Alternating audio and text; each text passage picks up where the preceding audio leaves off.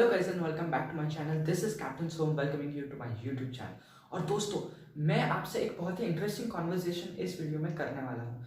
जैसे कि upcoming Q&A के लिए मैंने इंस्टाग्राम और ट्विटर पर एक पोल किया था, जहाँ पर मैंने आपको पूछा था कि आपके क्वेश्चंस आपको पूछने हैं। जहाँ पर मुझे एक बहुत ही इंटरेस्टिंग क्वेश्चन आया और वो ये था, why does India grow slow. अभी मैंने इस पर बहुत विचार किया और तब मुझे समझा why this is really important and this needs to get shared with you. जैसे हमने पिछले बार इंडो चाइना के बारे में आपसे शेयर किया था, वैसे ही कुछ इस बार करूंगा। एनर्जी हाई रखूंगा ताकि आपको जल्दी से समझ में आ जाए। तो एनर्जी हाई रखते और फिर इसके बारे में बात करते। क्या टॉपिक क्या है? Why does India grow slow. अभी कुछ महान आप में से लोग होंगे जो नीचे आकर कहेंगे भाई साहब, India is the one of the most fastest developing country. ये सिर्फ बोलने के लिए अच्छा लगता है, लेकिन एक्चुअली अगर आप लोग नहीं जानते, मैं आपको वाकिफ करवा दूं, जो कि है GDR से। ये GDR क्या है? ग्लोबल डेवलपमेंट रिपोर्ट, जो कि हर साल निकलता है बाय यूनेस्को। उसमें आप 3 कैटेगरीज देखते हैं। एक होते हैं डेवलप्ड कंट्रीज, एक होती है अंडर डेवलप्ड कंट्रीज और एक होती है डेवलपिंग कंट्रीज। तो इंडिया करंटली डेवलपिंग कंट्रीज के फेज में है, लेकिन कौन से पोजीशन पर? सेकेंड लास्ट पोजीशन पर। 2 कंसिस्टेंट ईयर्स से सेकेंड लास्ट पोजीशन पर है, फिर भी हमारी ग्रोथ जाता है, फिर भी हम सेकेंड लास्ट पोजीशन पर है। तो क्वेश्चन वापस यही उठता है, why does India grow so much slow. आज आपसे बात करूंगा, ओवरऑल सारे टॉपिक्स को डिस्कस करूंगा। 4 मेन टॉपिक्स हैं जिसकी वजह से हम पीछे क्या है अभी बताऊंगा। चलिए वीडियो को स्टार्ट करते हैं। पहला most important, we are very slow in growth. Grow slow but grow gradually. कछुए और खरगोश की स्टोरी आपने सुनी होगी। उसमें क्या था? खरगोश जल्दी जल्दी भागा, कछुआ स्लो भागा लेकिन स्टेडी भागा, जीता मैराथन। मैराथन की तरह हमें क्या कहा जाता है? Life is a marathon, run fast to don't run fast to win it, run steady, run slow, run with constant speed and you will win it.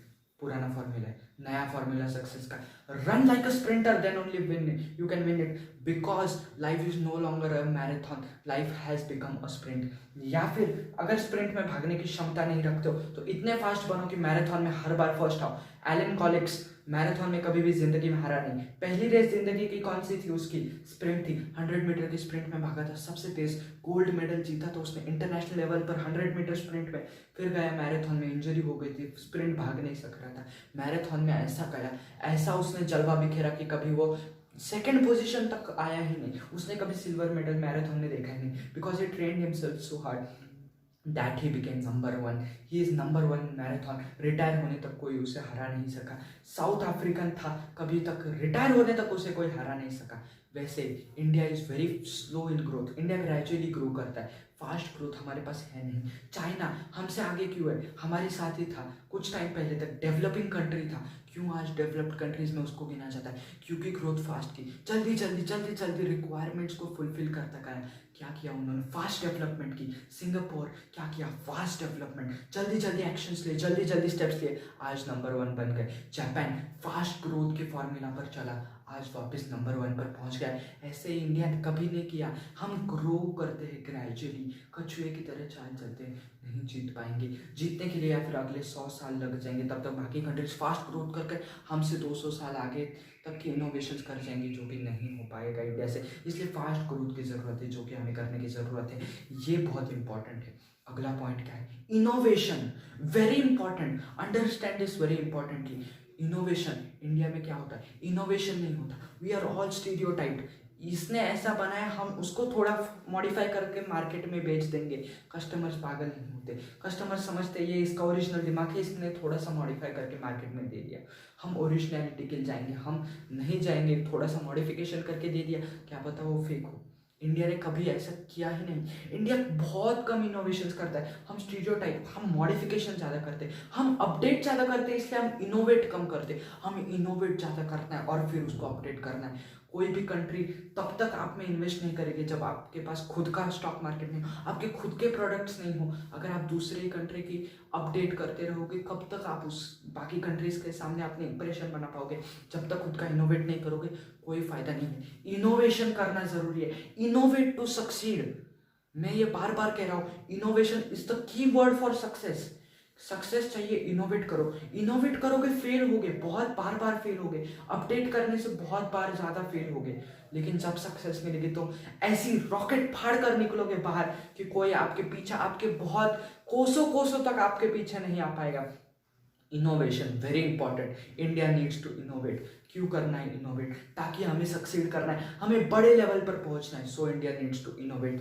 Third topic की तरफ आता हूँ, क्या? Talent research. टैलेंट की कमी नहीं है India में। इंडिया का टैलेंट इतना है कि बाहर के कंट्रीज में भी जाकर गोल्ड में बिकता है, बहुत वैल्यू में बिकता है। लेकिन हम क्या करते हैं? इंडिया में टैलेंट रिसर्च कम है। इंडिया में हम क्या फोकस करते हैं? बेटा मार्क्स पे फोकस करो, बेटा मनी पर फोकस करो, बेटा डिग्री पर फोकस करो, टैलेंट पे फोकस मत करो।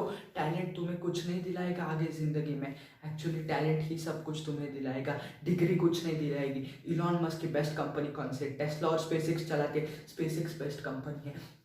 आपको फैक्ट के लिए बता दूं, इलॉन मस्क ने कभी स्पेस इंजीनियरिंग नहीं की थी। इलॉन मस्क ने कभी स्पेस के बारे में पढ़ा नहीं था। इलॉन मस्क ने, आई एम सॉरी, कभी स्पेस के बारे में ऐसे स्टडी, ऐसे डिग्री नहीं की थी स्पेस के बारे में। लेकिन क्या किया? स्पेस के बारे में बुक्स पढ़ी, बुक्स पढ़ पढ़ के टैलेंट डेवलप किया और आज स्पेस एक्स कंपनी बना दी। One of the most fastest growing businessman in the world, fastest growing company in the world. Space X किसने बनाई? इलॉन मस्क ने बनाई। कैसे बनाई? इनोवेशन किया। क्या किया? टैलेंट को रिसर्च किया। ये डिग्रीज कभी नहीं पूछते अपने इंटरव्यूज में, ये टैलेंट क्या है तुम्हारे पास क्या ऐसी चीज़ है जो तुम कंपनी को प्रोवाइड कर सकते हो, ये पूछते हैं। यही इंडिया को भी करने की जरूरत है। टैलेंट रिसर्च करो, टैलेंट खोजो, इंडिया से टैलेंट ढूंढो, गलियों में जाओ, टैलेंट्स ढूंढो, बहुत सब कुछ मिल जाएगा। इंडियन टीम में आपने देखा स्पोर्ट्स में टैलेंट कहाँ से निकल कर आता है? सड़कों से निकल कर आता है। सड़कों में टैलेंट रिसर्च करो। मेट्रोपॉलिटन सिटीज में आप हर बार देखते हो, सड़कों में भी जाकर ज़रा देखो ना, टैलेंट निकल कर बाहर आएगा। और ऐसा टैलेंट निकल कर आएगा कि आप पर भारी पड़ेगा। देश के प्रधानमंत्री कहाँ से निकल कर आए? सड़कों से निकल कर आए, चाय की टपरी से निकल कर आए। क्या किया? टैलेंट को रिसर्च किया बीजेपी ने। कौन से टैलेंट को रिसर्च किया? वो टैलेंट जो उनको फ्यूचर में काम आ सकता, तो उस टैलेंट को रिसर्च किया। ऐसा टैलेंट हमें रिसर्च करना है, हमें टैलेंट को रिसर्च करना है। और फिर अगला सवाल हमारे सामने ये आता है कि टैलेंट को, हमारे इंडिया में इतना टैलेंट है लेकिन अनएम्प्लॉयमेंट है। किसने कहा अनएम्प्लॉयमेंट को सुधार नहीं जा सकता? अनएम्प्लॉयमेंट के रीजंस देना बंद करो। Losers have 1000 reasons to fail but a winner has one reason to succeed. इस फॉर्मूला पर हमें चलना है। क्या करना है? टैलेंट को रिसर्च करना है, अनएम्प्लॉयमेंट की प्रॉब्लम दूर करो। कौन से कंट्री में अब तक की सबसे वर्स्ट इकोनॉमिक क्राइसिस हुई थी? कौन से कंट्री में वर्स्ट अनएम्प्लॉयमेंट हुई थी? Germany, right, 1929 the great economic crisis. आज जर्मनी इतनी पब्लिसिटी नहीं करती लेकिन वर्ल्ड की सबसे fastest growing countries, one of the best countries. Artificial intelligence इनके पास ऐसा है कि आपके पास उतना इंटेलिजेंस नहीं जितना उनके पास आर्टिफिशियल इंटेलिजेंस है। अपने इंटेलिजेंस को यूज़ किया, इनोवेट करते गए, फास्ट ग्रोथ की। जर्मनी ने क्या किया? Come on repeat, fast growth, innovation, talent research, और उसके बाद फिर अनएम्प्लॉयमेंट की प्रॉब्लम सॉल्व कर दी। 3 मेजर फैक्टर्स पर काम किया और जर्मनी आगे बढ़ गया। वैसे इंडिया को करने की जरूरत है, जल्दी फास्ट। लेकिन हम आर्टिफिशियल टेक्नोलॉजी को यूज नहीं कर सकते क्योंकि हमारे पास पॉपुलेशन इतनी ज़्यादा है। वापस अनएम्प्लॉयमेंट की क्राइसिस होंगी। But it is always said that ये जो दिमाग है आपका, that is more powerful than any machine. It can make a machine, then it means it is more powerful than it. Use करो, इस दिमाग का बेस्ट निकालो। जर्मनी क्या करते हैं? अपने लोगों में से बेस्ट बाहर निकालते। इंडिया के लोग हैं जो बेस्ट देते हैं, लेकिन फिर सवाल उठता है किसके लिए देते हैं? अपने लिए देते हैं। बेस्ट किसके लिए बाहर निकालते हैं? अपने बेनिफिट के लिए निकालते हैं। कंट्री के बेनिफिट के लिए बेस्ट अपना बाहर निकालो। India will automatically succeed, India will grow fast. Last topic के बारे में बात करता हूँ, लास्ट फैक्टर क्यों इंडिया ग्रो नहीं करता, that is planning, lack of planning. अगर आप हमारे 1 ईयर प्लान्स, एनुअल प्लान्स उठाकर देखेंगे, 5 ईयर प्लान देखेंगे, उसमें आपको ये डेवलपमेंट की बातें बहुत कम दिखेंगी तो भी उस पर काम नहीं किया जाता। क्यों नहीं काम किया जाता? क्योंकि उसके बारे में कभी हम सोचते ही नहीं है। तो हमें क्या करना है? हमें वो करना है जो बाकी किसी ने नहीं किया। प्लानिंग करनी है, एनुअल प्लान्स बनाओ, 5 ईयर प्लान्स बनाओ, जल्दी उस पर इंप्लीमेंटेशन स्टार्ट करो, जल्दी स्टार्ट करो। हमारे, आप लोकल एग्जाम्पल्स ले लीजिए, कैसे हमारे ब्रिजेस को 2-3 साल लग जाते। सैन्युआन ब्रिज चाइना कितने घंटे में बनाया? 43 आवर्स, दिन रात काम किया, बेस्ट निकाला अपना बाहर और उन्होंने दिया। प्लानिंग की, सोच विचार के साथ प्लानिंग की, हार्ड वर्क किया, स्मार्ट वर्क किया, डेडिकेशन था, कंट्री के लिए डेडिकेशन था। कुछ तो हमें ऐसा करना है जो किसी ने आज तक नहीं किया। Be apart from everyone, don't be stereotype, try to innovate, try to research, talent research, fast growth, सारे फैक्टर्स को यूज किया, सैन्युआन ब्रिज बना दिया। वही इंडिया को करना है, फास्ट ग्रो करना है। We have to grow fast to succeed. ये 4 फैक्टर्स वेरी इंपॉर्टेंट। वापस एक बार रिपीट कर रहा हूँ, क्या क्या हमें करना है?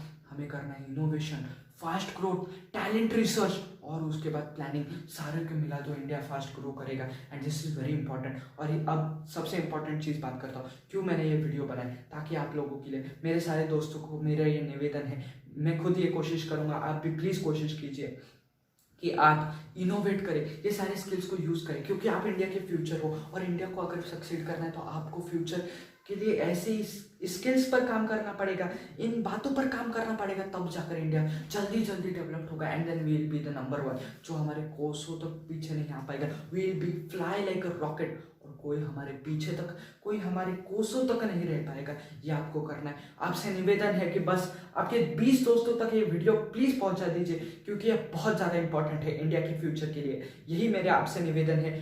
एनर्जी मैंने हाई रखी इस वीडियो में, इसलिए अगर कोई गलती हो गई हो तो मुझे प्लीज़ उसके लिए माफ़ कर देना, लेकिन कोशिश करना कि इस वीडियो को ज़्यादा से ज़्यादा लोगों तक पहुंचाए, ताकि उनको भी इंडिया के फ्यूचर के बारे में पता चले और इंडिया कहाँ गलती कर रहा है ये उनको पता चले और हम सक्सीड करें। फिलहाल वीडियो में आपके लिए इतना ही दोस्तों। जय हिंद। Thank you.